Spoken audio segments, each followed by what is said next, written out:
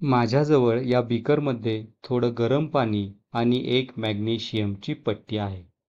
मी ही मॅग्नेशियमची पट्टी पाण्यात टाकतो आणि बघतो की नेमकं काय घडतंय ते. तर चला जरा जवळून बघूया. इथे आपल्याला कोणती तरी अभिक्रिया होताना दिसते. जर आपण मॅग्नेशियम पट्टीला नीट पाहिलं तर आपल्याला त्या पट्टीवर काही बुडबुडे तयार होताना दिसत आहेत. तर काही बुडबुडे वर येताना पण दिसत आहेत.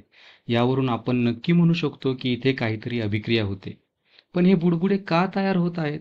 याचं कारण हे आहे की इथं गॅस तयार होतोय आणि त्यामुळे बुडबुडे तयार होत आहेत. खरं तर जेव्हा मॅग्नेशियम गरम पाण्याच्या संपर्कात येते तेव्हा ते पाण्याबरोबर रासायनिक अभिक्रिया करते आणि त्यातून हायड्रोजन गॅस बाहेर पडतो. या व्यतिरिक्त त्या अभिक्रियेतून मॅग्नेशियम हायड्रॉक्साईड देखील तयार होते.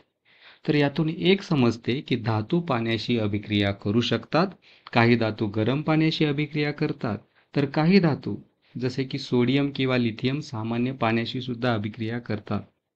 याचप्रमाणे काही धातू जसे की लोखंड वाफेबरोबर सुद्धा अभिक्रिया करू शकते. पण काही धातू असेही आहे की ते पाण्याशी कसलीच अभिक्रिया करत नाहीत, जसे की तांबे आणि सोने.